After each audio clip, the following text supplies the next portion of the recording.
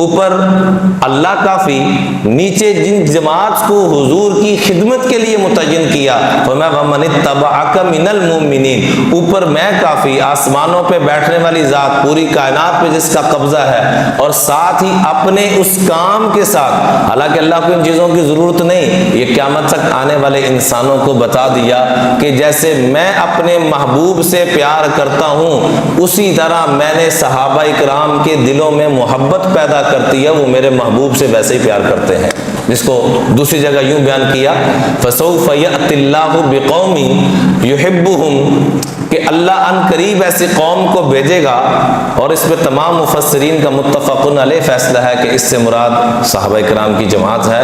فَسَوْفَ يَأْتِ اللَّهُ بِقَوْمٍ يُحِبُّهُمْ، کہ وہ اللہ کی بڑی محبوب ہے، وَيُحِبُّونَهُ، اور وہ اللہ سے بڑا محبت اور بڑا پیار کرتے ہیں، أَذِلَّةٍ عَلَى الْمُؤْمِنِينَ أَعِزَّةٍ عَلَى الْكَافِرِينَ، ایمان والوں کے لیے وہ سراپا رحمت ہیں، اور کفار کے لیے سیسا پلائی دیوار سے بھی بڑھ کر کو لفظ بولا جائے تو اس سے بھی وہ بڑھ کر ہے۔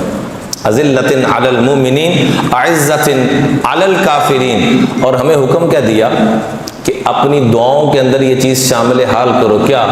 ربنا اغفر لنا، اے اللہ ہماری مغفرت فرما، وَلِإِخْوَانِنَا الَّذِينَ سَبَقُونَا بِالْإِيمَانِ، اور جو ہم سے پہلے ایمان لا چکے ہیں ان کی بھی مغفرت فرما، وَلَا تَجْعَلْ، اور سب سے پہلے ایمان لانے والے کون ہیں؟ سارے بولیے صحابہ اکرام، سارے بولیے کون ہے جی؟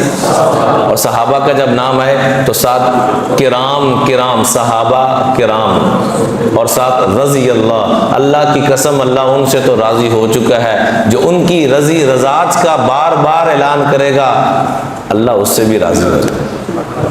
تو اس لیے جب بھی صحابہ کا نام آئے رضی اللہ تعالیٰ عنہ ضرور بولا کریں۔ اللہ پاک اپنے فضل و کرم سے جیسے ان سے راضی ہوا ہم سے بھی، تو کیا حکم دیا کہ یہ دعا مستقل مانگا کرو، کیا؟ ربنا اغفر لنا ولاخواننا الذین سبقونا بالایمان ولا تجعل فی قلوبنا غلا للذین آمنوا ربنا انک رؤوف الرحیم، اے ہمارے رب ہماری تو مغفرت فرما دے، ہم یہ دعا مانگتے ہیں کہ ہماری بھی مغفرت فرما، اور جو ہم سے پہلے ایمان لا چکے ہیں ان کی بھی مغفرت فرما، اور ہمارے دلوں میں ان کی محبتوں کو کوٹ کوٹ کے پیدا فرما دے، ایک ذرہ برابر بھی طبیعتوں میں بوجھ نہ ہو۔ وَلَا تَجْعَلْ فِي قُلُوبِنَا غِلًّا لِلَّذِينَ آمَنُوا، ہمارے دلوں میں ایک لمحہ کے لیے بھی اور ایک ذرے کے بقدر بھی دلوں میں بوجھ نہ آئے، یہ ہم تجھ سے درخواست کرتے ہیں۔ اور قرآن پاک میں آپ کو صحابہ کی خوبیاں اس انداز میں بھی نظر آئیں گی، اولئک هم المؤمنون حقا، اولئک هم الفائزون، اولئک هم المفلحون، اولئک هم المتقون، اولئک هم الراشدون، اولئک هم المهتدون۔ اور اللہ کیا کہتے ہیں؟ حزب اللہ، یہ میری جماعت ہے کس کی جماعت؟ حضور کی جماعت، لیکن اللہ کیا کہہ رہے ہیں؟ حزب اللہ، یہ میری جماعت ہے۔ الا ان حزب اللہ هم الغالبون، الا ان حزب اللہ هم المفلحون۔ اور غور سے سن لو، میری جماعت ہر جگہ غلبہ پا کے رہے گی، میری جماعت ہر جگہ فلاح پا کے رہے گی۔ آپ دیکھ لیں 313 ہوں یا 1.25 لاکھ، آخر میں فتح مکہ کے بعد جب حجۃ الوداع کے موقع پر اکٹھے ہوتے ہیں، تھوڑے ہوں یا زیادہ ہوں، ہر جگہ فتح اللہ نے کس کو عطا فرمائی؟ صحابہ اکرام کو۔ آج بھی اگر ہم ان کی تاریخ کو فرض کے درجے میں پڑھنا شروع کر دیں اور ان کی عملی زندگی کو اپنے اندر لانے کی کوشش کرنا شروع کر دیں، اللہ کی قسم کامیابیاں ہماری قدم آ کے چومیں گی۔ ہم آئیں تو صحیح اس طرف، ان کے پاس طاقت کے اعتبار سے کچھ بھی نہیں، تعداد کے اعتبار سے کچھ بھی نہیں، لیکن ہر جگہ کامیابی ان کے پاؤں چوم رہی ہے۔ کیوں؟ ہر جگہ رہنمائی ان کی ہو رہی ہے، کیوں؟ کیونکہ وہ حضور کی پوری رہنمائی لیتے تھے۔ اگر ہم نے قرآن سمجھنا ہے تو صحابہ کرام کی زندگی کو سمجھنا ہوگا، اگر ہم نے احادیث سمجھنی ہے تو صحابہ کرام کی زندگی کو سمجھنا ہوگا، اگر ہم نے حضور کی سیرت کو سمجھنا ہے تو صحابہ کرام کی زندگی کو سمجھنا ہوگا، اگر ہم نے اہل بیت اطہار کی سیرت کو سمجھنا ہے تو صحابہ کرام کی زندگی کو سمجھنا ہوگا، کیونکہ یہ سارا کچھ حضور کا، حضور کے گھرانے کا، قرآن کا، سیرت کا، یہ سب کچھ امت تک کس نے پہنچایا ہے جی؟ صحابہ کرام رضوان اللہ تعالی علیہم اجمعین۔ اور آقا کریم علیہ الصلوۃ والسلام نے کیا خوبصورت ان کی شان بیان فرمائی، فرمایا غور سے سنو، لا تمس النار مسلما رآنی، جس نے بھی میری زیارت کی ہے، یعنی ہر صحابی کی شان اللہ کے محبوب کیا بیان فرما رہے ہیں، لا تمس النار مسلما رآنی، جس مسلمان نے بھی میری زیارت کی ہے یعنی صحابی، اللہ کی قسم آگ اس کو چھو نہ سکے گی۔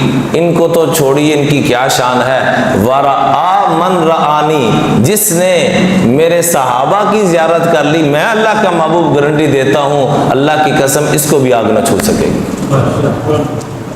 یعنی صحابہ کرام کی تو شان ہے ہی ہے، تو میں جو ان کی زیارت کر لے گا اللہ کی قسم میں اللہ کا محبوب گارنٹی دیتا ہوں، ورآ من رآنی، اس کو بھی جہنم کی آگ چھو نہ سکے گی۔ اور بالکل واضح فرما دیا، اصحابی کالنجوم، یہاں سے ایک نقطہ سمجھنے کی کوشش فرمائیں، اصحابی کالنجوم فبأیہ مقتدیتم اہتدیتم، میرے صحابہ ستاروں کے مانند ہیں۔ آج بھی آپ دنیا میں جتنے بھی ٹریولنگ ہو رہی ہے وہ کس کی مدد سے ہو رہی ہے جی؟ ستاروں کی مدد سے۔ ستاروں کی کہکشائیں کس طرف رہنمائی کر رہی ہیں، یہ ستارہ اس طرف رہنمائی کرتا ہے، یہ ستارہ۔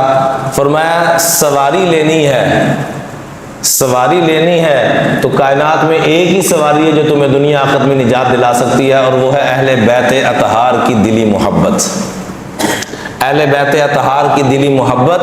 الا وان مثل اہل بیتی کمثل سفینۃ نوح من رکبها نجا ومن تخلف عنها ہلک، جیسے سیدنا نوح علیہ السلام کے دور میں ایک ہی کشتی تھی بچنے کے لیے، امن کا گہوارہ اللہ نے جو بنایا وہ سفینہ نوح کو بنایا، من رکبها نجا، جو اس میں سوار ہوا وہ نجات پا گیا، ومن تخلف عنها ہلک، اور جو پیچھے رہ گیا وہ تباہ و برباد ہو گیا۔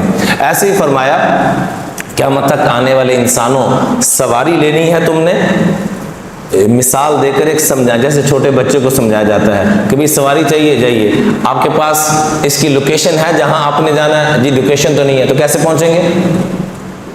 بھی آج کل تو جی پی ایس کا آ گیا نا دور، آپ کے پاس لوکیشن ہو تو یہاں سے آپ کراچی تک کسی سے پوچھنے کی ضرورت نہیں ہے، مکہ مدینہ جانا ہے تو پوچھنے کی ضرورت نہیں، اگر آپ کے پاس لوکیشن ہے تو کیا فرمایا، سواری اہل بیت اطہار کی دلی محبت ہے، سواری اہل بیت اطہار کی حضور کے مبارک گھرانے کی دلی محبت، اور لوکیشن چاہیے، راستے کی رہنمائی چاہیے تو اصحابی کالنجوم، میرے صحابہ ستاروں کے مانند ہیں، جو فبأیہ مقتدیتم اہتدیتم، جس صحابی کی بھی اقتدا کرو گے رشد و ہدایت کی دولت سے مالا مال ہو جائے۔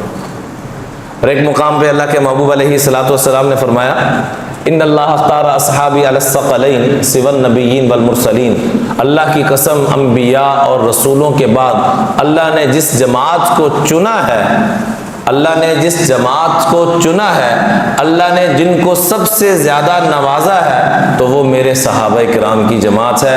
اللہ نے سب سے زیادہ جن ہستیوں کو، جس مبارک جماعت کو نوازا ہے وہ صرف اور صرف صحابہ کرام کی جماعت ہے۔ انبیاء کے بعد سوى النبیین والمرسلین، اس زمین و آسمان نے ایسی پاکیزہ ہستیاں، ایسے پاکیزہ نفوس نہیں دیکھے جتنے کہ اللہ نے اپنے محبوب کے صحابہ کو پاکیزہ بنا کر بھیجا۔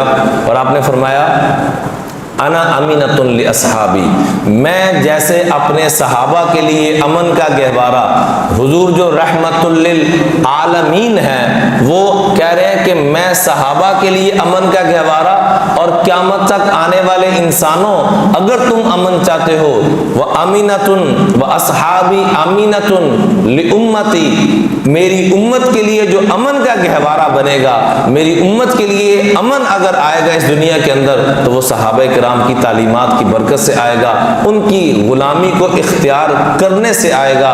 اللہ سے دعا ہے کہ اللہ ہم سب کو صحابہ کرام کی صحیح معنوں میں غلامی اختیار کرنے کی توفیق عطا فرمائے، اور ان کے نقش قدم پہ چلنے کی اور ان کی تعلیمات کو پڑھنے کی توفیق عطا فرمائے۔ ہاتھ جوڑ کے گزارش کرتا ہوں، اللہ کا واسطہ ہے، اللہ کا واسطہ ہے، کون کون چاہتا ہے کہ میرے بچے صحیح ایمان والے بنے؟ کون کون چاہتا ہے؟ ذرا اشارہ تو فرمائے. سارے چاہتے ہیں. کون کون چاہتا ہے کہ میرے بچے جنتی بن جائیں؟ کون کون چاہتا ہے میرے بچے رزق حلال کھانے والے بن جائیں؟ کون کون چاہتا ہے کہ میرے بچے امن کا گہوارہ بن جائیں؟ ذرا اشارہ تو فرمائے ماشاءاللہ سارے.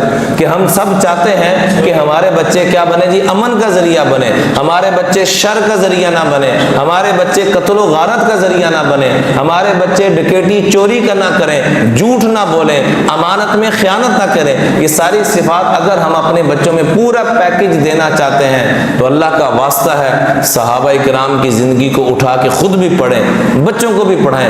چھوٹے بچے ہیں ان کو صحابہ کرام کے قصے، آؤ بیٹا تمہیں آج ایک مزدار کہانی سناتا ہوں. بچے کہانی بڑے شوق سے سنتے ہیں، تو صحابہ کرام کی کہانیاں سنائیں، صحابہ کرام کے قصے سنائیں.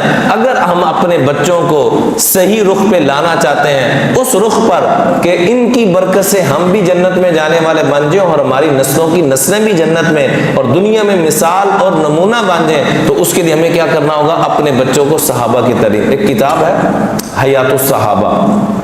کیا نام ہے کتاب کا؟